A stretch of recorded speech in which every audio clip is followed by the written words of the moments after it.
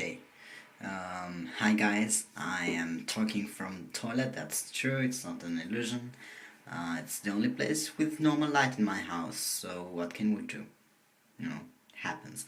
So, I didn't post a video last week. I mean, I did, then I deleted it for reasons, and so I will not talk about the topic of last week. There will not be a relationship video, I'm sorry.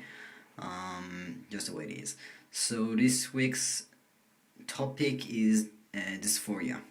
I believe that it's something all the trans people have, or at least had, but surely had, that's for sure.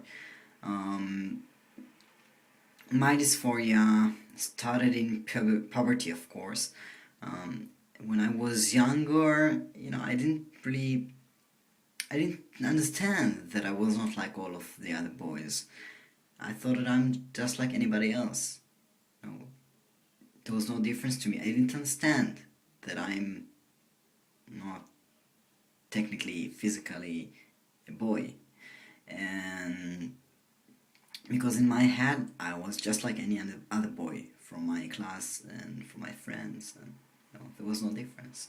And then puberty, all the changes in the body started, and that not only got me very depressed, it only also got me very uncomfortable with everything. It started from being uncomfortable talking because of my voice, and it continued to being uncomfortable with wearing tight t-shirts or stuff like that, and that was very difficult for me.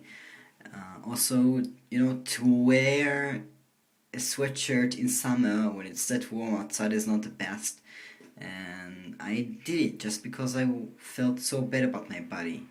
And it was everything from the chest and to the waist that has this shape, this woman-like shape, and my voice, and it got me really. It seemed to other people like I'm shy and quiet, but honestly, it was not because I was shy or quiet. It was because I was just ashamed. And yeah, I had my hair extremely long till 6th grade, and in 7th grade I cut it short after my hair was really long. I cut it short for the first time, and it already made me feel way more comfortable. That was a good beginning for me. And I also started to wear more wide clothes, more boyish clothes. I bought from the boys section in clothing stores, and I got myself to feel somehow comfortable with myself. It got to levels that I felt bad when I went to shower because I had to see my body in the mirror, and I felt bad when I had to go to the toilet and stuff like that. And this time I had my first boyfriend, I think. So it was about this time, and I can't say that I felt comfortable with my body when I was with him, because that would be a lie. I did not, and I did not let him touch me or see me naked or anything like that. I only touched him, and yeah, it was just because I felt so uncomfortable with myself. It's not that he was uncomfortable with me. It was just that I didn't feel comfortable with myself. And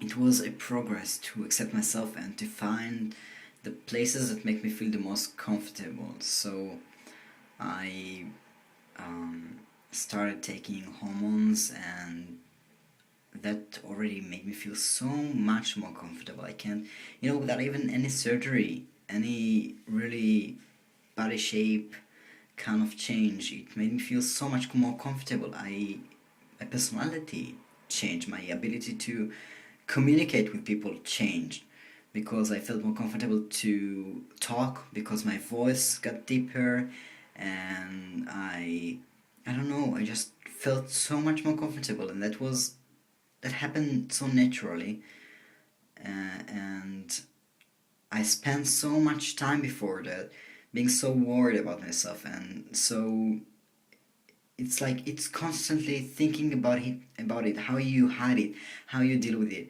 What should I wear so that this and this won't show? And that's tiring to think about it all the time. Or anytime that somebody looks at you a bit fishy in the street, you start to have movies in your head. That's not the way to live healthy wise. And um, and that changed when I started to feel more comfortable with my body. That changed when I took hormones. But there was also still the chest problem. I had to bind all the time. I didn't let anybody see me without a binder, honestly. I was constantly with a binder. And that costed me, and that made me have such bad back problems that I can't even try to explain you. It was a nightmare, simply a nightmare. It was warm and it's tight and it got my back to hurt so much, and I just couldn't take it anymore. But I had no choice, and that's when I decided that I have to get my surgery as soon as possible, because it's beyond the want to have my body look like that. It's the need, because it was so urgent already. I was in such big sorrow, in such big pain, and it was really a nightmare, really. Any one of you who binds knows. I don't know if you feel the same about this like I do, but I believe that you do. It's a nightmare to bind.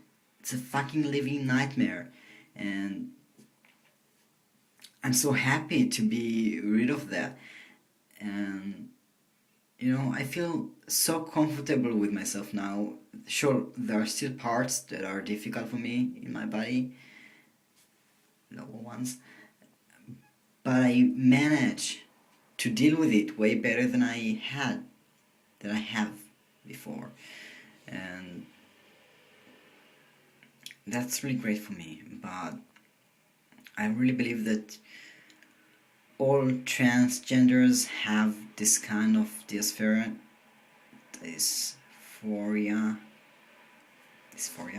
that makes them feel so. I don't know. You feel kind of like you got punished, and for what? What have you done that got you to make that made you be punished like that? That you were not just be able to. I try to explain it in normal words, and then I start to get myself complicated, and yeah, and then I confuse myself. I will say it simply now. Why do we feel like we got punished by being born in a body that doesn't fit us, while other people have it so easy? It's not something that even crosses most of people's mind. Why was I born in this gender? And it feels like such a big punishment. I mean, what worse can you do to a person, honestly? And then you start to search, what have I done wrong to make myself be punished like that? And that is something that just leads to depressions, and that's not a good thing to think of. So, I managed to find my way through all of this, and I'm way more complete with myself now. I still have problems to talk about my past, and I don't identify myself as a transgender, because I feel like I'm more towards the end than towards the start. And my goal is not to be a transgender for all my life. My goal is just a transgender is something that is temporary to me. That's how I see it. So that's not how I identify myself, and I would never. But, yeah. it's anyone's choice. Anyway, I think I just blabber now, so I will finish this video and I will post a video next week about the next topic. And yeah, okay, see ya guys, bye, have a good weekend.